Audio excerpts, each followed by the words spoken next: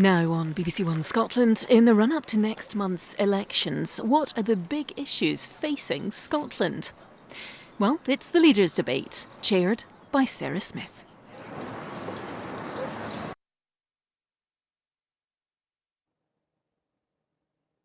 We're at the start of what is likely to be a campaign like no other. The politicians are here. Now it's time to hear from the people at the heart of this election. That's you, the voters.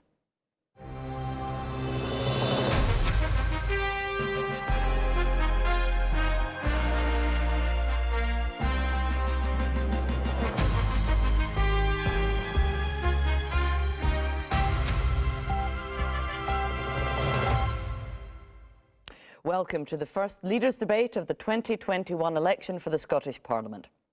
I have with me the leaders of Scotland's larger political parties to answer questions for the next hour. You'll know all of them already, I'm sure, but let me introduce them. We have with us the leader of the Scottish National Party, Nicola Sturgeon. The leader of the Scottish Conservatives, Douglas Ross. Scottish Labour's leader, Anas Sarwar. One of the co-leaders of the Scottish Greens, Lorna Slater. And the leader of the Scottish Liberal Democrats, Willie Rainey. Please welcome them all now to the show.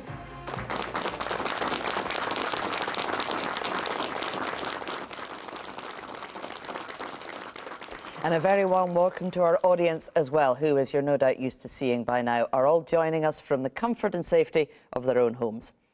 Now, you'll probably notice there is a bit more physical distance between those of us who are on the stage tonight too. That's, of course, due to social distancing. But we are grateful that the party leaders did agree to all come together here tonight for the benefit of you at home. Our virtual audience represents a wide range of Scottish public opinion on party lines, on some of the key issues, and to represent the length and breadth of the electorate. We're live on both BBC One Scotland and the BBC News channel. And before we came on air, all the parties randomly selected the order in which they would each make a short opening statement. Well, the party who selected the first statement were Scottish Labour. And so to firstly give us your opening statement, Anas Sarwar, on the question is, you have 45 seconds to tell the audience why should they trust you with your vote on May the 6th. This year has been the hardest of our lifetime. That's why this election must be about you, your family and our national recovery. Not egos, settling scores or going back to the old arguments. Scotland deserves better than that. Coming through COVID, we can choose something different. Alongside defeating the virus, I am determined to restart our economy and create jobs, restore our children's education and look after their mental health, and renew our NHS so that it never again has to choose between treating a virus or treating cancer. I will focus on what unites us as a country, not what divides us, so that together we can build a fairer and stronger Scotland. Anas Sarwar, thank you very much. And next up is Willie Rainey from the Liberal Democrats. You have 45 seconds to tell us, the audience, why they should trust you with their vote on May the 6th.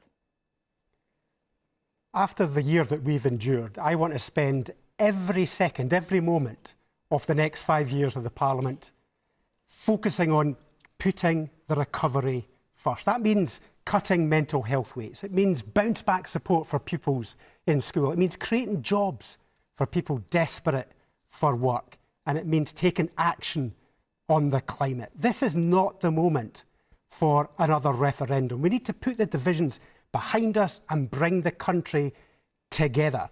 I've got 15 years experience in Parliament in London and in Edinburgh, 10 years leading my party. I've built bridges, I've got things done. I can deliver this. So if you want to put recovery first, vote for me and the Scottish Liberal Democrats. Willie Rainey, thank you very much. Next up is Lorna Slater of the Scottish Greens. Tell people at home why they should trust you with their vote on the 6th of May. In this election, our future is at stake. The pandemic has highlighted that Scotland's economy is propped up by low wages, insecure work, and a social security net that's full of holes. We must not go back to this broken system. Science tells us that we have less than 10 years before the climate breakdown goes past the point of no return. The time to act is now. The Scottish Greens have a plan for a fair and green recovery. By investing in public transportation, renewable energy, warm homes, and restoring our natural environment, we can create tens of thousands of jobs and tackle the climate crisis. The time to vote Green is now. It's time to vote like our futures depend on it. Lorna Slater, thank you very much. Now we turn to Douglas Ross of the Scottish Conservatives. So you've got 45 seconds. Why should people watching trust you with their vote? COVID has affected us all. We're still battling through the health and the economic crisis, and now we've got to focus on rebuilding Scotland and focus on delivering opportunities for the next generation. Like my wee boy Alistair, like your kids and your grandkids, your nieces and nephews. Now, while all the parties tonight are speaking about recovery, there's one big difference. The SNP want to take us through another divisive independence referendum, and the Scottish Conservatives want to stop them. The future of our country is at stake. So if you want to stop that referendum again, if you want to protect jobs, restore schools and rebuild Scotland's economy, then vote Scottish Conservative. Douglas Ross, thank you. And lastly, we'll turn to Nicola Sturgeon. You've probably got the hang of the question now. Why should voters trust you with their vote? Well, these are serious times and they demand serious leadership. Over the past year, I've done my best every single day to lead us through this pandemic.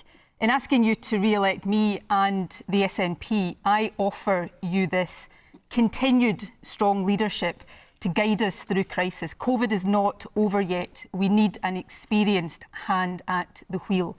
Bold policies to drive our recovery, like a national care service, a young person's guarantee, more affordable homes, action to tackle climate change and end child poverty. And when the crisis has passed, a choice on independence, so that decisions about our future lie here in Scotland, not with Boris Johnson at Westminster. If you want to secure all of that, do not leave it to chance. Cast both your votes for the SNP on May the 6th. Thank you. Thanks to all of you. Now we're going to hand over to the audience. Now, if you're at home and you want to join in the discussion and the debate, use the hashtag BBC Leaders Debate. We want to have a robust and respectful debate tonight, and we're going to get the audience to ask the questions. I'm here to make sure that they get the answers that they're looking for. I'll step in if a point needs clarifying or if I need to bring you back to the question. And a reminder to everyone in our virtual audience tonight, please, I know you've heard this before, but please remember to unmute when I come to you. We've been predicting just how many times we might have to say that throughout the programme. Well, hopefully not now, because our first question comes from Sue Price. Sue, what would you like to ask the politicians? What is your plan for the economy of Scotland for the next 3 to 5 years? How do you plan to rebuild our economy post-pandemic? So I'll turn to you first, Douglas Ross. How do you plan to rebuild our economy? So it's the most important thing we're facing right now is protecting jobs that people have at the moment and protecting people staying in employment and getting people back into work if they lose their jobs, because we know there is an economic crisis looming. So Scottish Conservatives have put forward ideas for a Job Security Council, for a Retrain to Rebuild grant to help people learn the skills they need to get back into work. For our economy wider, we're looking at investment right up and down the country in infrastructure projects and rolling out full fibre broadband to every business and every property by 2027. Those are some of the plans we've got to restore our economy, to fix the mess that we're in right now. But none of that's possible if we have to go through another divisive referendum. We can't have a recovery and a referendum. That's the simple choice that we're facing tonight. So I want to support jobs, I want to protect jobs, I want to invest right up and down Scotland, but that's all under threat if we have another divisive referendum. Nicola Sturgeon, the question is, what's your plan for the economy of Scotland over the next 3 to 5 years, basically the lifetime of the next Parliament? Sure. Well, first of all, it's to continue to suppress COVID so that we can get our economy restarted again. Businesses the length and breadth of the country want to start trading, and that's my immediate focus. As we recover our economy, we need to continue to support businesses. We will pay in April start-up grants as businesses start to trade again. We've also guaranteed 100% rates relief for the next financial year for the sectors that are most affected to give vital help for a period longer. We also need to make sure that we are supporting people to reskill. A national transition training fund is one of our policies, as is a young person's guarantee. One of the key things is that we don't allow young people to bear the legacy of this pandemic.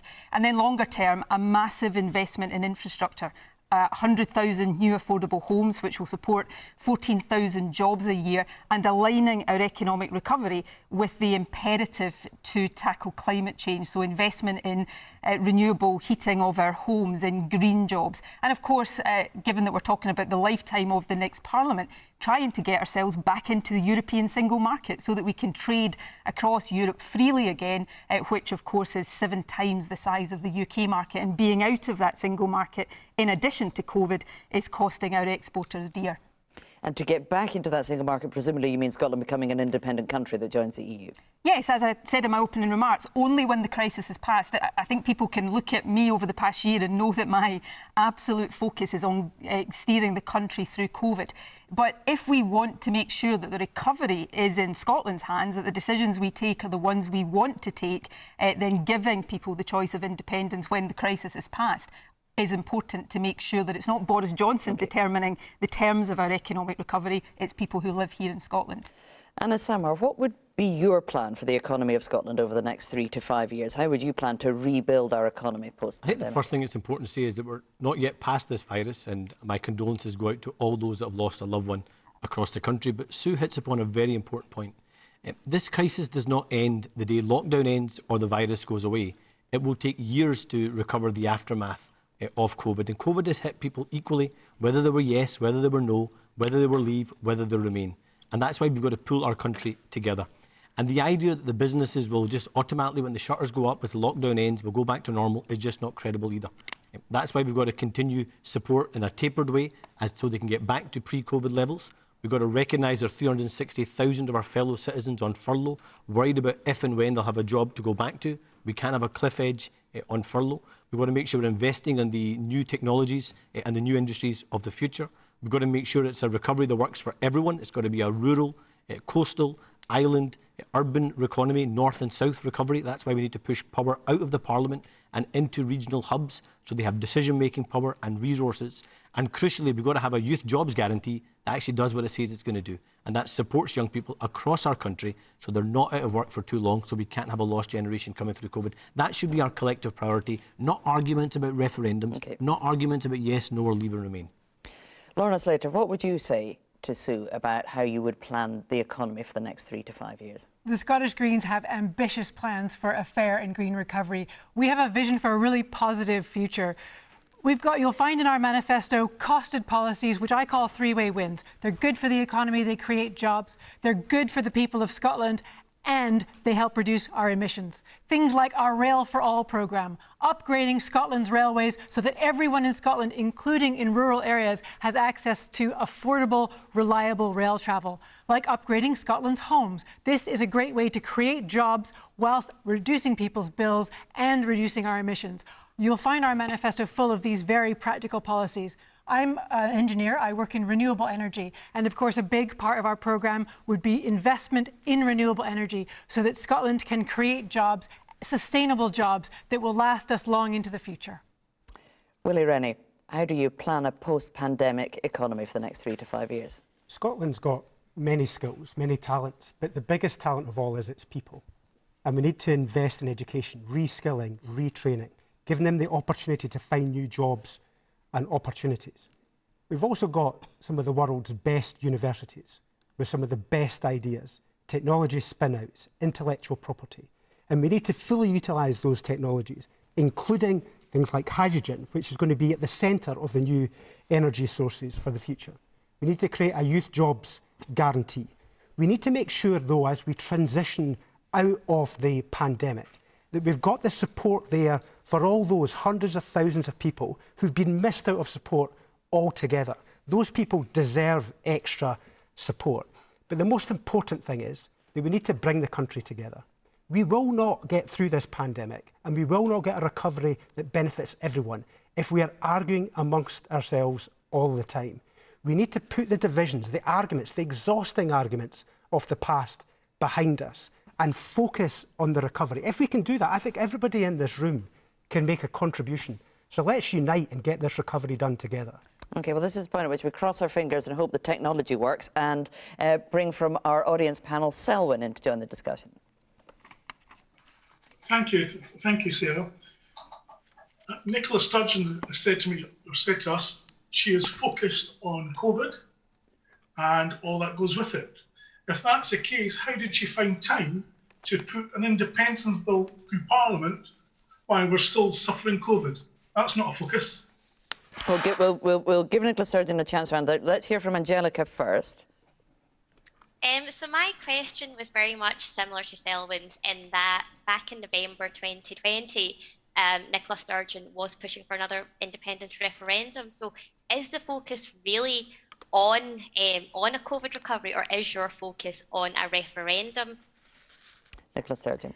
Well, if I can answer Selwyn's point, first of all, we haven't put an independence referendum bill through the Parliament. We published a draft, as we said we would. I think it's 9 pages long. I'll leave other people to judge whether my focus has been on the pandemic or not over the past year. People have seen me literally every single day lead the country's fight against COVID, and I have literally spent almost every waking moment doing that rightly and properly, as is my responsibility as First Minister. And I will continue to do that for every single day that is required out of this crisis, because it is not over yet. I've spent the day-to-day not on the campaign trail, but in the Scottish Government headquarters, talking with my clinical advisors, making sure we're continuing to try to take all of the right decisions. But as we come out of this crisis and we focus on recovery, as we need to do, recovery is not a neutral thing.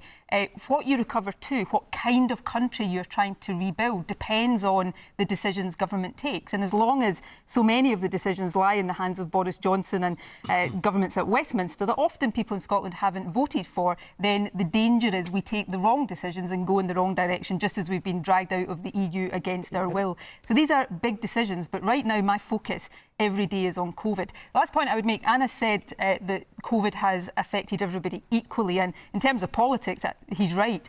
But COVID hasn't affected everybody equally. People in poverty, for example, have been affected much more. So part of our economic recovery has to be tackling poverty and inequality as well. It should be a well-being based recovery, which is why other things I'd like to do if re-elected are look at how we pilot and explore things like a 4-day working week to get that balance between work and life better. So there's lots to do. We'll have time to get into all of that. Let's just go to Partha in our audience to contribute to this.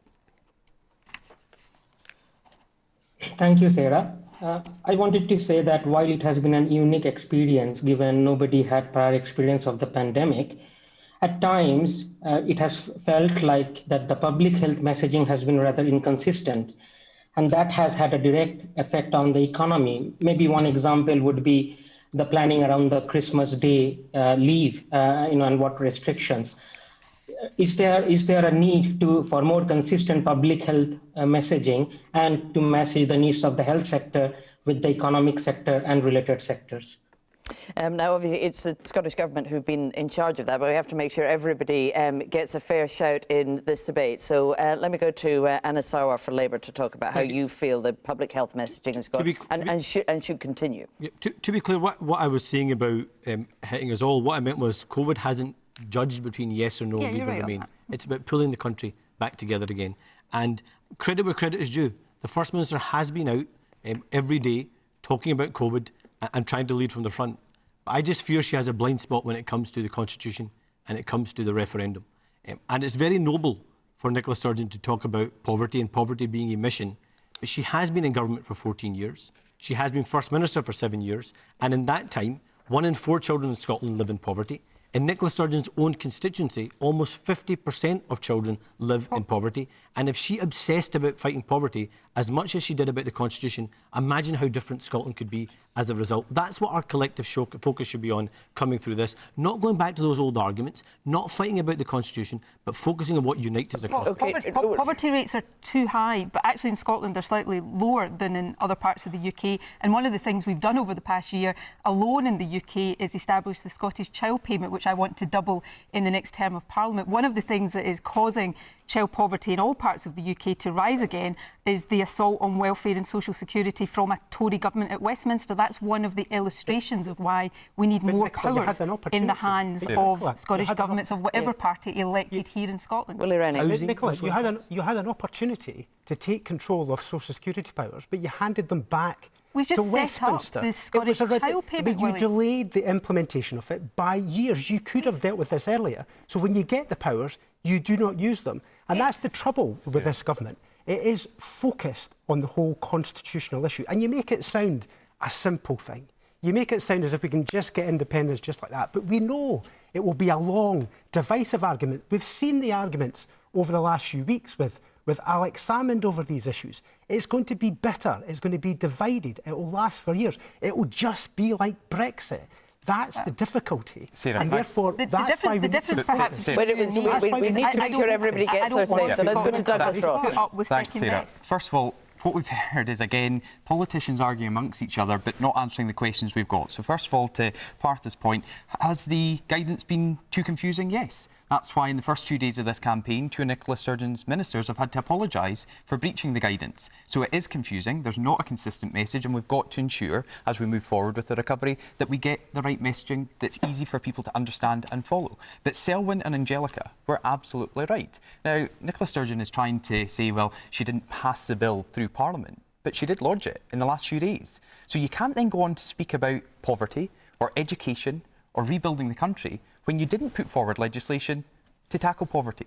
You didn't put forward legislation for our economic recovery. You didn't put forward legislation for an education bill. What happened to that? All of that was put to the side so Nicola Sturgeon and the SNP could push forward with another independence bill. That's just factually wrong. And it's not factually wrong because the final piece of legislation that the SNP laid in front of Parliament before the Parliament rose for this election was one about independence, because that's their only priority, it's their political priority. We've heard from the studio so far that today it's not the public's priority, and that's where Nicola Sturgeon's wrong. And that's why we can't have a recovery when the SNP and the Scottish Government are only focused on another referendum. Well, let's go to Jenny in the audience and see what her take is.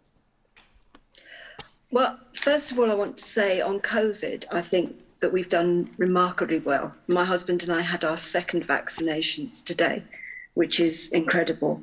But while you all talk about recovery, I just wonder how you're going to move forward when there are so many empty shops and people desperate to get back to work. And how I just wonder how it's going to be for my grandchildren. Will they ever have the opportunities that I had? Yep. Nail on the head. Can I take that one? Jenny's absolutely right. Yes, Lorna. Thank you very much. I've also had my first vaccination. I'm very excited with how well the vaccination programme is rolling out in Scotland. I think this shows the strength of having a fully public NHS, something that I'm absolutely committed to. And the truth is, your children will not have the same opportunities that you had because we are now outside of the European Union.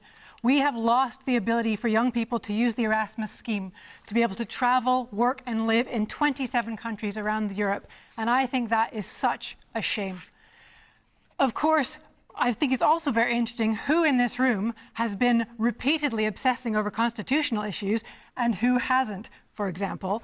I know that the Scottish Greens throughout the COVID crisis have been working very hard for the Scottish people. We pushed from the beginning for testing of frontline workers, teachers and care workers for asymptomatic regular testing. We stopped evictions during the COVID pandemic, and during our budget negotiations, we won pandemic support payments for some of Scotland's poorest families. So these are the kind of things to tackle inequality and to help the recovery that you can expect from the Scottish Greens.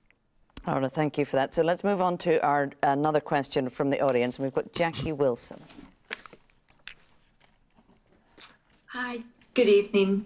I'd just like to ask, why can't we actually get through the pandemic instead of just focusing on another referendum? Nicola Sturgeon.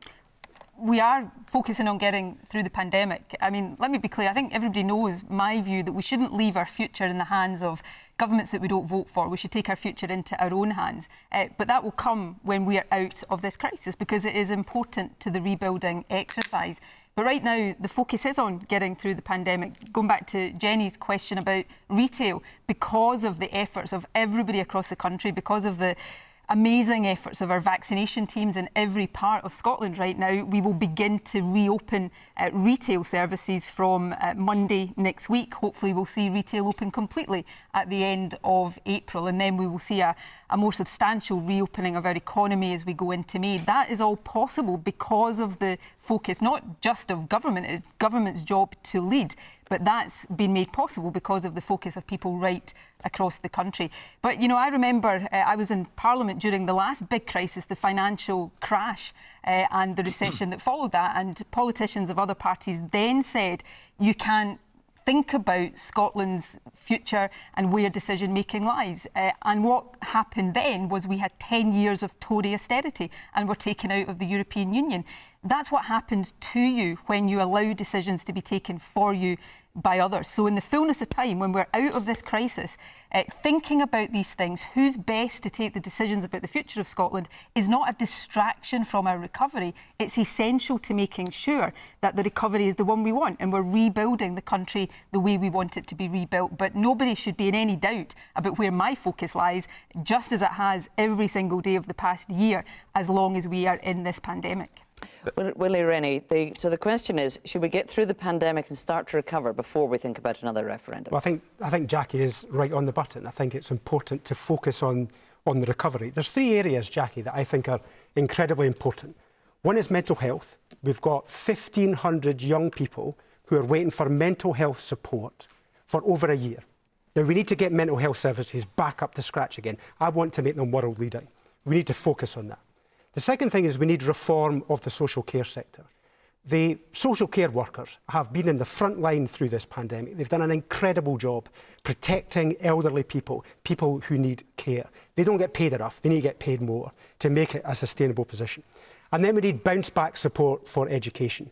Children have lost out too much in education. They need to get extra support, a pupil equity fund supplement to make sure that we can give those from disadvantaged backgrounds, in fact, all children in school, the extra support they need to bounce back, because they are our future.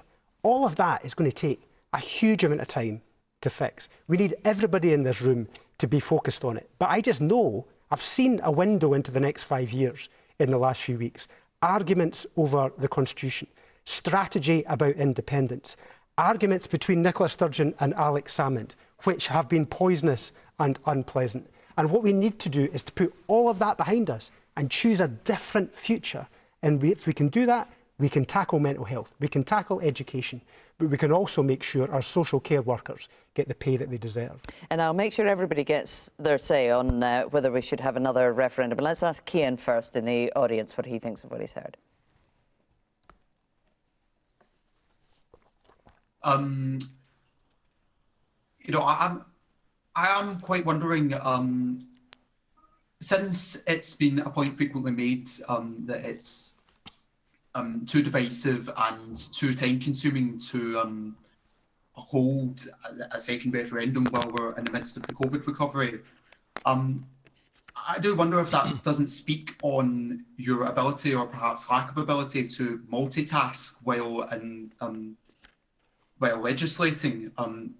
I don't personally see how that is that big of an issue. Cian, thanks for that. To make sure everybody gets a shot, Lorna, are the Greens happy with the timetable that has been outlined by the SNP for another referendum within the first half of the next Parliament? So that's within 2.5 years. I think it's really interesting that around the room we hear people who are in favour of the union not actually arguing for the union, but instead arguing that the people of Scotland shouldn't have the right to choose.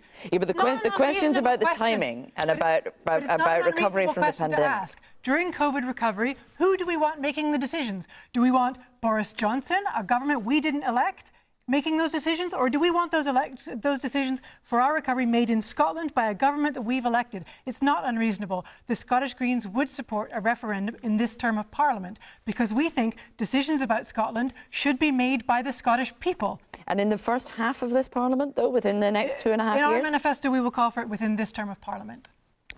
So the point was, who's making the case for the union? Well, to go back to Jenny's point, Jenny's had both her COVID vaccinations. Jenny's one of 2.5 million almost people in Scotland who have had the first jab. Over 30 million people across the whole of the United Kingdom. That's the union working. The United Kingdom getting the vaccine. Working. The United Kingdom getting the vaccines that are then, delivered by our NHS staff, our British Armed Forces and our volunteers. I've volunteered at a local vaccination site in Murray, and that's the union working for people right now. But to go back to Jackie's point, why are we having this debate about another referendum when we should be focused on our recovery? I agree. Why are we doing that? Why do we have bills in the Scottish Parliament to take forward another independence referendum, but not bills in the Scottish Parliament to support education, to restore our educational standards, to help businesses, to protect jobs? None of that is happening because the Scottish Government and the SNP are focused on another independence referendum. It takes away resources, it takes away attention from civil servants and politicians on their party priority, not the public's priority. And the question to Nicola Sturgeon is, when would you have this referendum? You've said now 3 times when the crisis has passed. So when is it? Your own MPs have said potentially this year. Others have said in the first half of this Parliament. Nicola Sturgeon, when do you want the referendum to be held? My aim would be the first half of this Parliament, so in the next 2.5 years. Assuming the crisis is passed. But let me just take you on some of that. You said we hadn't passed legislation on social security. We have, alone in the UK, established the Scottish Child Payment, lifting children out of poverty. We have just confirmed that for the next financial year, businesses will get 100% rates relief. The UK government hasn't done that. We've gone way ahead there. We're spending more per pupil on education. We're spending more on health per head than the rest of the UK, and we've just made an offer to NHS staff of a 4% pay increase compared to the 1% insult that's been offered by the government in London. So these are the priorities we are focusing on each and every single day, and it's because we want to have more decisions like those capable of being made in Scotland that at the right time we want to give, as Lorna rightly says, the people of Scotland the right to choose. It's not up to any of us whether Scotland becomes independent or not. It's up to the people of Scotland to decide, and I don't know what it is about that choice that other politicians are so obviously nervous about. So you've mentioned... Hold on a second, and we need to get to Hannah Sauer, but first let's hear from Colin in our audience. Hi there. I wouldn't want anyone on the panel there to think that the audience is against, they're not interested in constitutional issues, because we certainly are. There's lots of pejorative terms. You call us nationalists. I'd say we're interested in self-determination. You're unionists. You're nothing more than just imperialists wanting to rule, just like in the last century. You want to rule from London. I mean, the 3 Westminster parties, you're not even any more than branch offices in Scotland. You take your orders from Westminster. Colin, we need to keep this respectful, but let me ask you a different question. There is, of course, now another party that will be competing for your vote, Alba. Are you tempted to vote for them with your second list vote? No, I'm not. I'm also an engineer. I would vote. Will be voting Green my second vote, because the climate is massively important. All right. So on the question of whether or not we should be through the pandemic before we think about another independence referendum, we haven't heard from you, Anna Sauer. I'll take it back to Jackie's question. And what I say to Colin is, we're in the middle of a pandemic. This isn't nationalists, unionists, Remainers, Brexiteers. It's mothers, fathers, daughters, sons, granddads, grandmoms, right across the country who are facing this challenge. And right at the start of this debate, I talked about not having to choose between treating a virus or treating cancer. And let me give you one practical example of how stark a challenge that is. Just this week, I spoke to the family of Mary. She's been diagnosed with a tertiary cancer and been told by the NHS in Scotland that due to the backlog because of COVID, they are not treating recurring cancers and are only operating on first cancers, meaning that she would not get her treatment in Scotland. And she's being forced to travel south in order to get that operation. That's what should be getting us exercised in this debate stage today. That's what we should be obsessing about. That's what a recovery plan needs to be about, not arguments about a referendum between Douglas and Nicola and everybody else. These are the things that matter to people across our country, and they don't care about the badges or the name calling that Colin's talking about. They care about having services that work for them, what Scotland can do, not what Scotland can't do. Right, well, on the theme of what is going to happen with our NHS, we actually have a question from Zach Hassan. Thanks, Sarah. Do the parties have a realistic plan to help the NHS deal with the backlog of surgeries, investigations and appointments created by the pandemic? So, Anna Sauer, you've outlined the problem. Do you have a plan for how to clear the backlog? Absolutely. We have got to put a NHS restart plan at the heart of our COVID recovery. That means having a cancer restart plan. That means rapid diagnosis centres. It means dedicated surgeries for elective procedures so we can catch up on all those misdiagnoses we've had across the country. It means investing in mental health services. Willie gave one example of 1,500 children.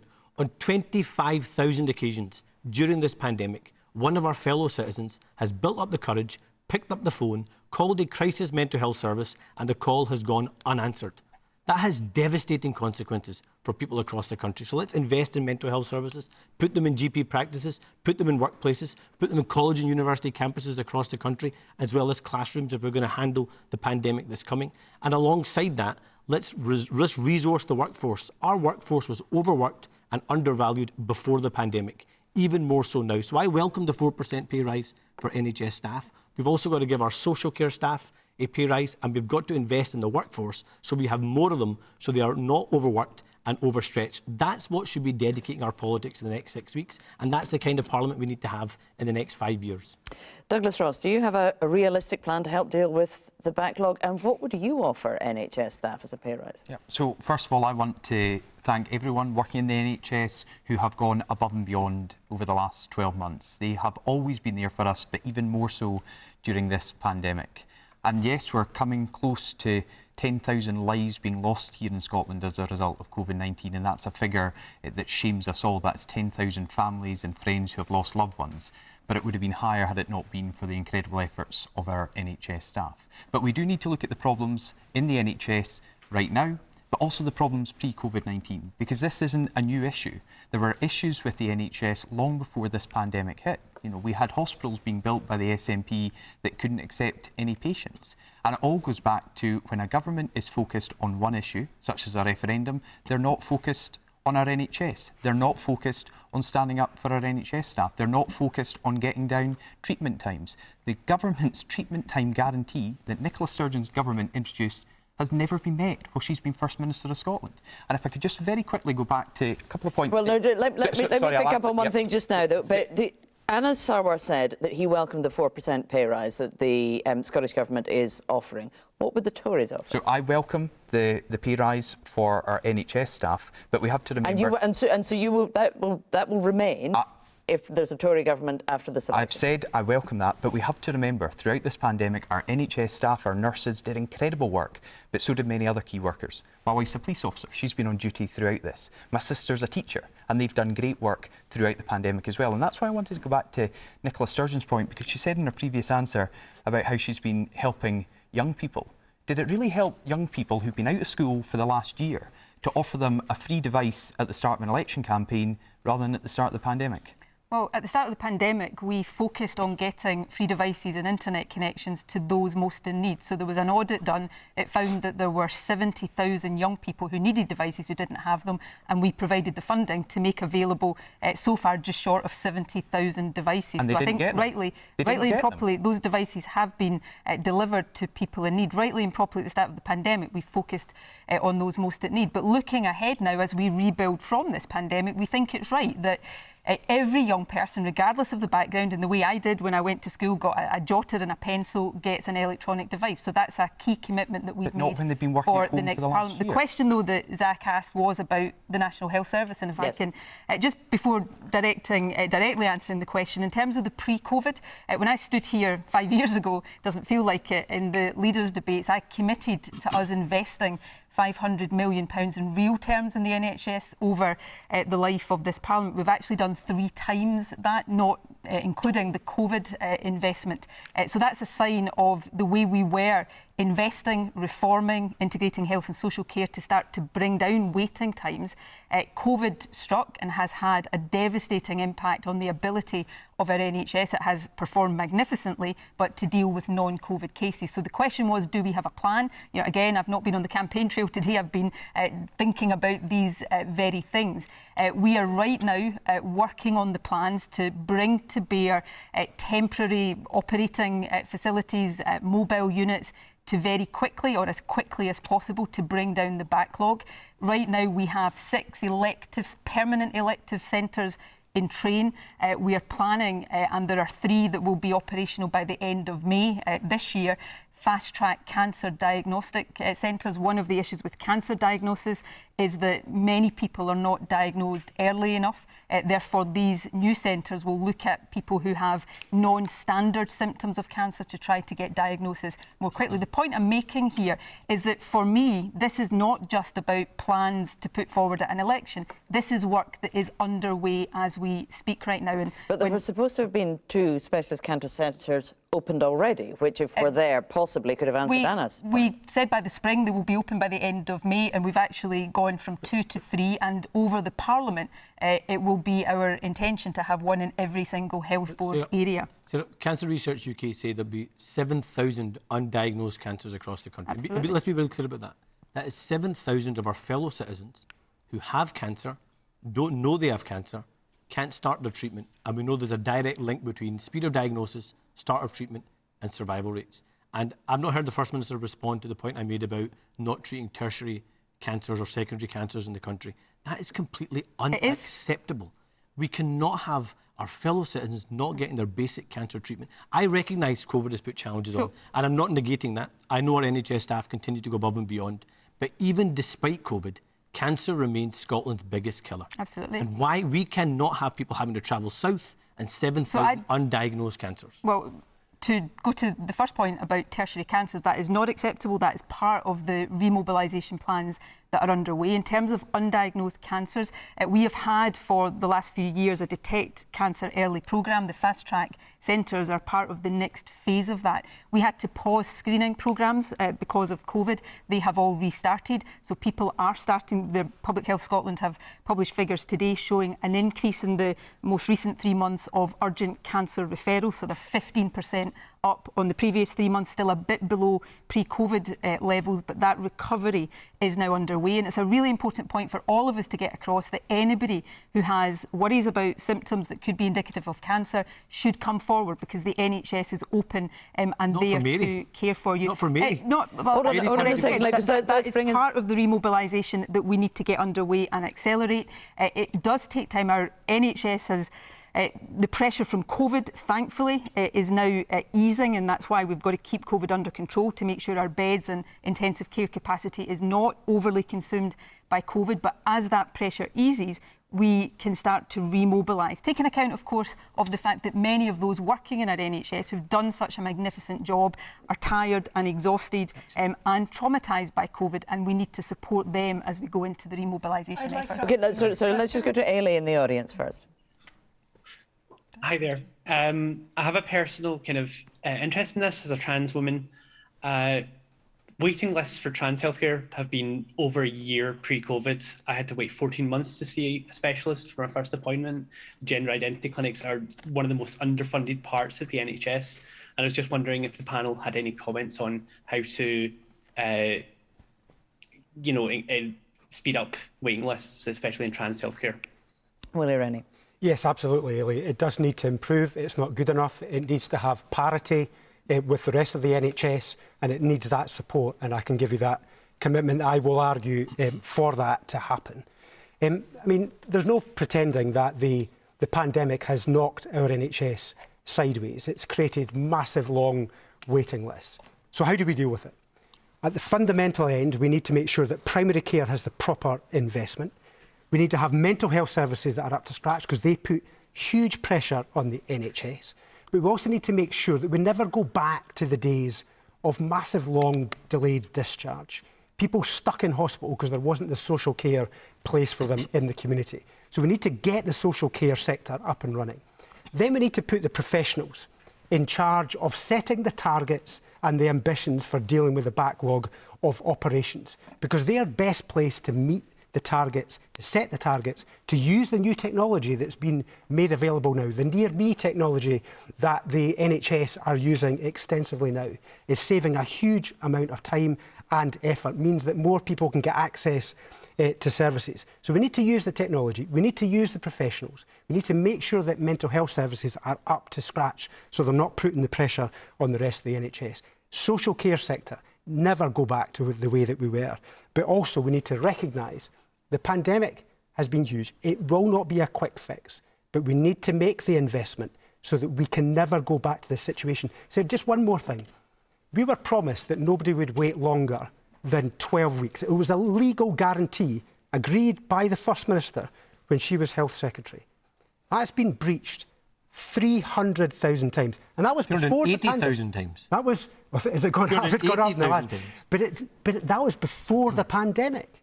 Now, that is unacceptable. The NHS was running on hot before this came along. That can never be allowed to happen again. And that's why we need to focus on putting the recovery for the NHS first. OK, let's hear from David on our panel.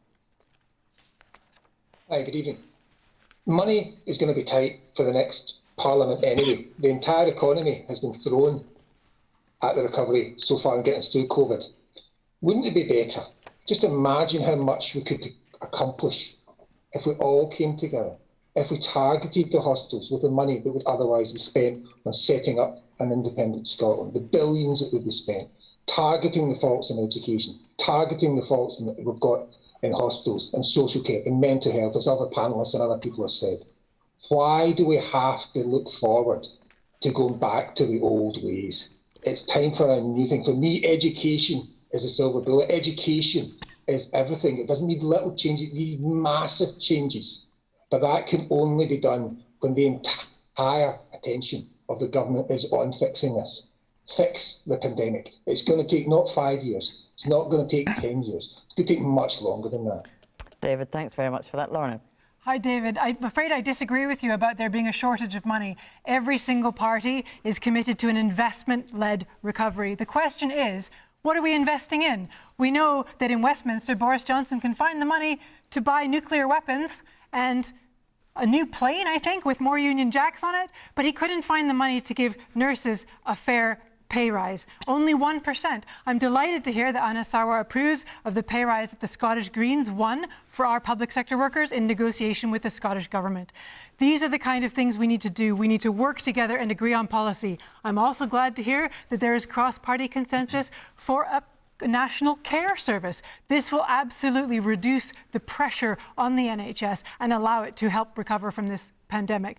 I think that the voters like to see when parties work together on policies like a national care service that will benefit everybody, and I very much look forward to doing that in the next Parliament. Let's hear from Juan in our audience. Hi, good evening. First of all, thank you for having me tonight. It's the first time I'm going to be voting, and this is thanks to the change in the Scottish electoral bill. Only one party voted against people like us having the right to vote, which I don't know why. I have been living 21 years in the United Kingdom. When you say people like us, do you mean citizens of the European Union? And that was a Conservative party, you know, the party that Douglas Ross leads. They voted against us to having the right to vote. But democracy is very important for me. I am originally from Chile and lived under dictatorship. So the question of having the right to vote and decide our future for me is not a drama. I don't like other politicians telling the people from Scotland don't want a referendum. There are many who do want the referendum. It's about having the time and organizing ourselves to do so. But in order to ask your question so that all of you could answer and see how much you really want to work together, my question here is, will you agree in the next Parliament term to vote forward of a unique and basic income for everyone in this country so that we can start the recovery in equal terms? And also, what are your priorities to have a green recovery? The climate is not a game. It's something that's going on right now. And we need answers from you guys to see what are you really committed to do in this Parliament. Juan, thank you very much for that, Juan. We'll run round the panel quickly. Now, it's a huge topic, a universal basic income, which is a proposal that the government guarantees a certain minimum income to every citizen. We probably haven't got time to get into all the whys and wherefores of it now, so let's go for a yes, no. Universal basic income, Douglas Ross. No, I've looked at what the Joseph Rowntree Foundation and others have said, and I'm not convinced by the argument on a universal basic income, but I am convinced... That's an answer. Come on, let's do basic income first, Lorna. And then come back. The Scottish Greens are committed to working towards a universal basic income and will support trials of it during the next Parliament. Willie, Rainey? Yes, and we argued for it through the pandemic, which would have been an ideal time to pilot it, to make sure that no one was left behind. There was thousands of people missed out on support. This could have solved that. And it's our Labour for a universal basic income. I support trials of UBI. Actually, we missed an opportunity. The pandemic was a perfect opportunity for us to trial it across the country. Was it? We've been supporting some local authorities to look and explore it. I support it. I'm very supportive of it, and the pandemic has made me more supportive of it. The reality is, without full control over tax and social security, you can't do it fully in Scotland, but without giving away my manifesto, we will set out in our manifesto how we will try to take some steps towards that, even within the powers that the Parliament currently has. One's point about working together, I think, is an important one. As First Minister, I think with the exception of the Conservatives, who never want to work with us, we've worked with all of the parties here. We've worked with the Greens on budgets. We worked with the Liberals on this budget, got more money for mental health. We've worked with one of Anas's colleagues to introduce free period products. So working together is a really good thing. And the final point about one is we have changed the law. So everybody who is legally resident in Scotland gets the chance to vote. And I think that is a symbol and a sign of the open, inclusive country that we are. Very briefly. I don't want to work with a party that's going to separate our country, that's going to divide families and communities all over again. And that's what David was saying. David was saying this is a risk for the next 5 years, is that we're dominated by this constitutional politics. But it's not the next 5 years. We disagree on the Constitution, if I can just but finish, we still manage to work Nicola together. Sturgeon has confirmed tonight that she wants another referendum in the next 2 years. The next 2 years, when we're still dealing with this health pandemic, when we're still trying to recover our economy, Nicola Sturgeon has confirmed to everyone watching tonight that the SNP will take us forward into another independence referendum if they get that majority. But we can stop them like we stopped them in 2016. And the final point I was going to say, Sarah, is Nicola Sturgeon was also saying look out for what's going to be in her manifesto. And I will, because I'll look out to what it's going to say about council tax, because every time Nicola Sturgeon has been elected... We've frozen council tax. She's promised to reform council tax. In England later this week, the average... You're introducing topics that have not come from the audience. We need to leave it... No. Just take the heat out of this a little bit for now. We're going to move on. An average of 4%. In Scotland, it is frozen in every single council area because of the manifestos to reform council tax. Why are people still paying council tax? Other parties voted against abolishing the council tax. We are freezing council tax this year. You were a majority government for 5 years. Increasing it in the teeth of a pandemic. Nobody can hear you if you all speak over each other. It's doing no service to the voters at all who are trying to find out what your policies on this are. And once we finish here at 9 o'clock, you will be able to see an analysis of everything that's been discussed tonight on the 9 on the BBC Scotland channel, and you can continue to follow the debate on social media using the hashtag BBC Leaders Debate. But let's move on to our next question now, and we're going to take that from Danielle Gray.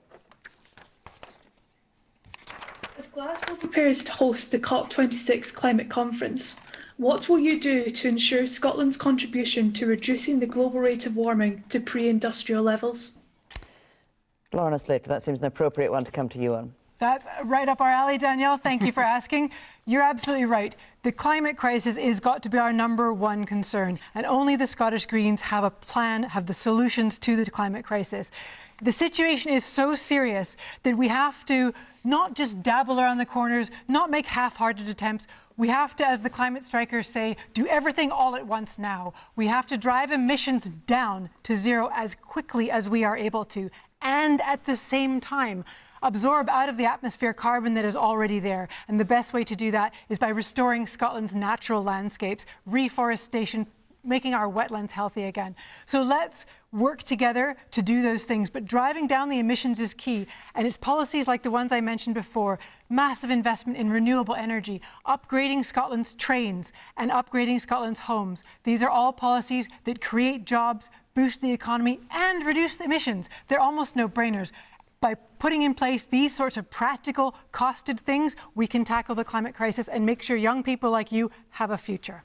Douglas Ross, where in your manifesto will you be talking about reducing global warming rates to pre-industrial levels? Well, we're going to hear a lot of warm words from all the different parties, but I also think we need to see action, because it's action that Danielle's looking for. It's action that my son's generation are going to expect from this generation of politicians to leave the country and our environment in a better state than we got it in. And that's why we believe you've got to work together. We need to work collaboratively and constructively. I think it's great. You were just saying you wouldn't work with any party that wanted to. I'm not going to work with a party that's going to divide our country, and I'll come back to that. Even on climate change. And I hope Nicola Sturgeon's Scottish Government will work with the UK Government on the North Sea transition deal. The first country in the G7 to have a transition deal to protect jobs and to protect the environment, to transition from oil and gas into more renewable forms of energy.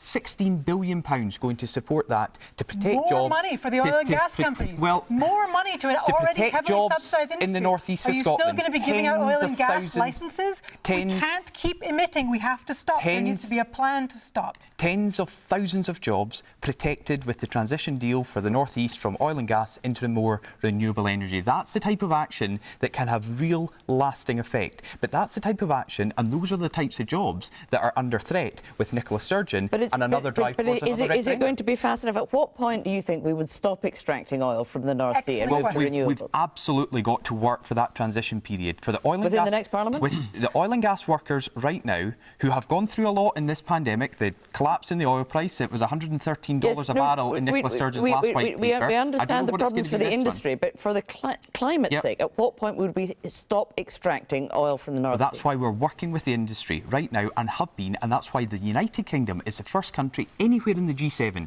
to have this transition deal. £16 billion to support that transition while still protecting the vital jobs that rely on it. Anna Sarwar, can we continue to take oil out of the North Sea and have any hope of reducing global warming to pre-industrial levels? I'll come to that in a moment, but I've got to say, dear Douglas, and this shows you why this election is so important, because let's not just have a parliament that's against things. I don't support independence, I don't support a referendum, but actually having an opposition that's going to try and push us towards a recovery, push us towards ideas to make us a better country is also really, really important. And we can't just have a group of Tories who want to just talk about division, only shout about the Constitution, and put no ideas forward at all. We want to stop the division and stop the SNP. Why don't you? I agree we've got a failing government, but we've also got a game-playing, childish opposition. That's why we need a better government and we need a better opposition. And to the important point about the green recovery, we have an opportunity in November when the world is going to be watching Glasgow. The world is going to be watching Glasgow. It's a huge economic opportunity for us that we need to grasp coming through COVID, so it helps our economic recovery. But it's also a chance for us to recognise that climate change doesn't see borders and we can be global leaders. And I want us to come through COP26 and have agreed the Glasgow Agreement, a historic agreement that shows the world is finally taking the climate emergency seriously. And what does that mean in terms of practical action? It means investment in green jobs. It means investment in public transport. It means diversifying how we transport public transport across the country. It means investing in young people.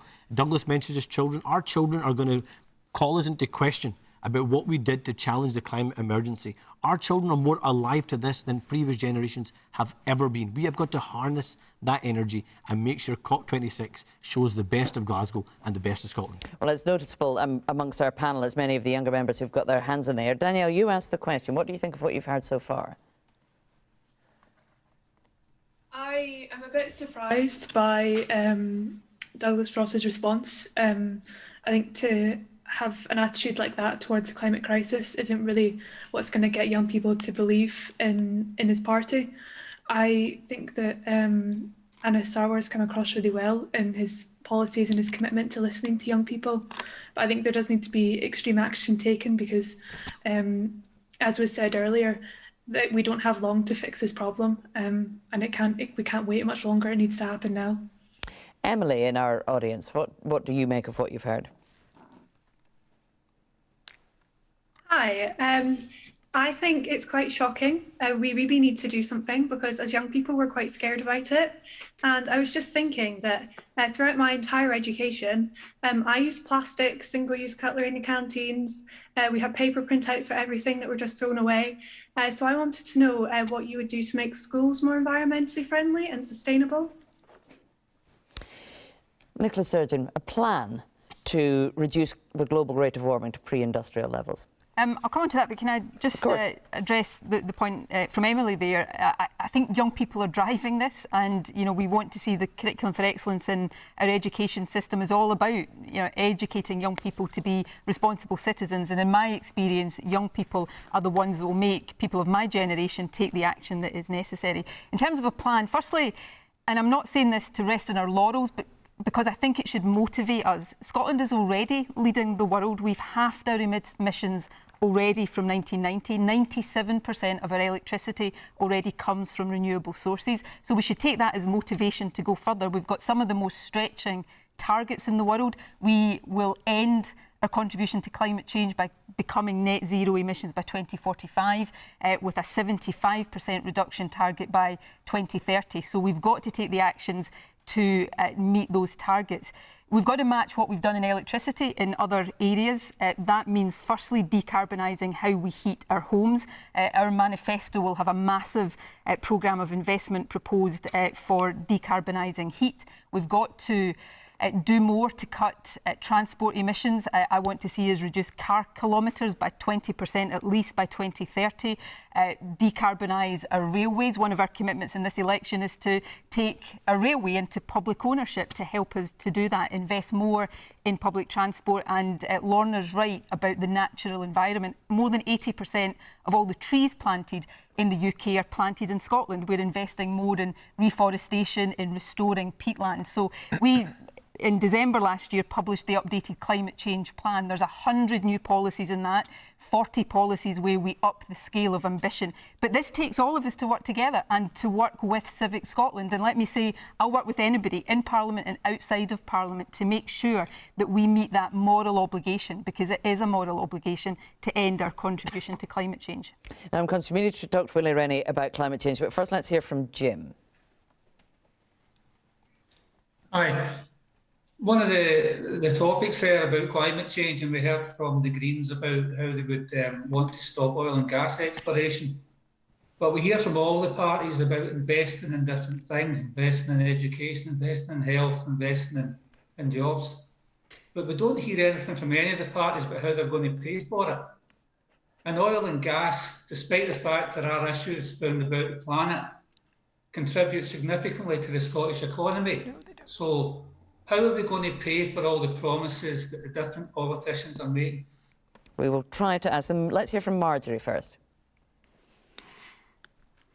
So just to support the previous comment, if we are to take on board our share of the public debt, the unprecedented public debt that has come as a consequence of COVID, in circumstances where we separate from the UK, then we would have to factor in also that debt to our future plans. So without any quarrel about the ambition of the plans, how does that square up with paying off public debt that we would inherit and for money that we have spent?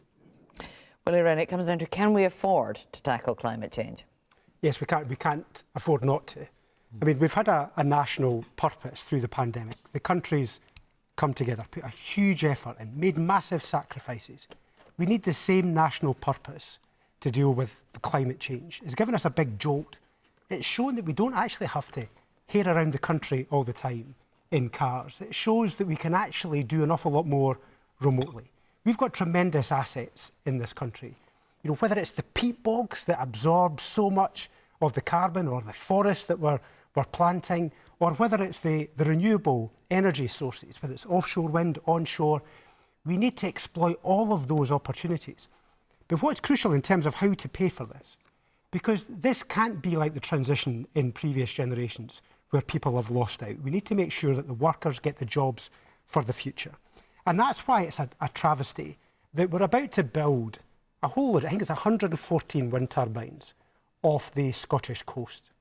Now, the BIFAB production facility bid for 4 and got none.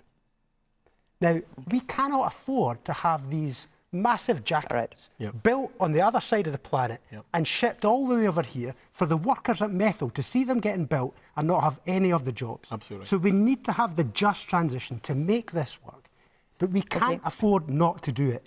All right, Willie, Rainey, thank you for that. Now, we just have a few minutes left of the programme, so I'm just going to ask each of you. I think we all know that public discourse has never been more tribal or more polarised than it feels at the moment. So I'm interested, will you make a pledge to swiftly tackle any abusive behaviour that is going on through this election that takes place in your party's name? Who would like to answer that first? Unequivocally, yes. Yes. Unequivocally, yes. And that means people who are taking to social media, for instance, who may or may not be members of your party, it may take you a while to check that out, you will say you are not helping, or you will call them out if they are rude or name-calling to people who support other parties. Sarah, we can't pick and choose on these issues.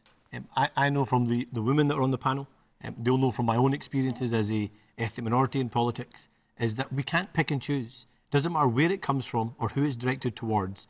Whether they're on our side or on a different side, we have a duty to condemn those perpetrators, and we have a duty to show solidarity with the victims. And that's a cast iron commitment from me, because some things go beyond our party politics, and challenging prejudice and hatred has to go beyond our party politics. Willie, Rainey? Yes, absolutely. And I think it's depressing that we get to such a state in Scottish politics that we have to resort to abuse to get our points across. And I think we've all got to, I think we all agree. I think we've got to work together, stand together. When Anis was abused the other day, we all stood with him against the abuser. And I think that we need to do that every single time. There will be people in all our parties that do this, but how we react is incredibly important.